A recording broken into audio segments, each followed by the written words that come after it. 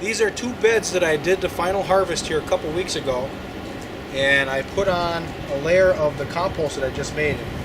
This is really a special compost, and then I've incorporated a lot of different wild plants into the composting process for different minerals, different levels of minerals and different minerals. And there was a lot of chopped straw in with it, and the chopped straw is still visible, even though it's very soft. I'll show you a close-up of this. That's a compost with all those different wild plants in it. From thistles all the way to horsetails and everything in between. And I got about 50 hours of video on making that compost. So I'll get something put together this winter to show you what I did. This layer of compost is right on top of the beds. And now I'm going to cover it with a thick layer of rotted straw. And what's going to happen is the worms, they even work when it's cold, and even when the ground is frozen, if there's oxygen, they still eat when they're half frozen. So by covering this with the rotted straw, they're going to get up in here and they're going to eat this compost and incorporate it into the soil life. Vermicomposting, they would call that. And after a while, throughout the winter time, though, we've had a very mild winter with a lot of rain. So this straw, even, it's already half rotted, and even that will become food for the worms. And all of it together, the compost, the raised bed with all the material I've already put into here, it's going to make for a very rich planting environment next spring.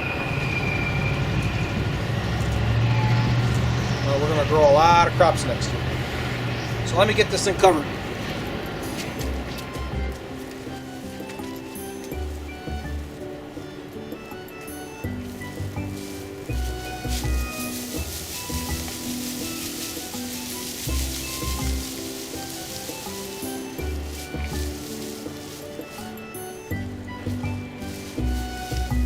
I'll give you an idea what this stuff looks like.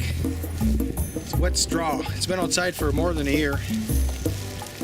And we're supposed to get some more rain coming up in the next week. Good. Alright, we're finished with that. It's pretty wet stuff, and I really like that. And it's supposed to rain in the next week or so. Like 3 or 4 days in a row, which is very good. Worms like a very moist environment. Sometimes 70 to 80% moisture, and that's what they thrive in. So with this moisture being in the ground and the compost on top of the beds, those worms are going to come up and eat that compost and start eating on the straw, and they're going to incorporate their residue or their leavings or their castings into the soil. And all of that will help to feed all the soil life in my garden beds, and of course that soil life is going to be feeding the vegetables that I plant in it. So we just tucked these beds away for the winter. It's December 10th. We'll start peeling this off in April, maybe May. Depends on how long the winter lasts. And begin the planting cycle all over again. Okay, thanks for watching.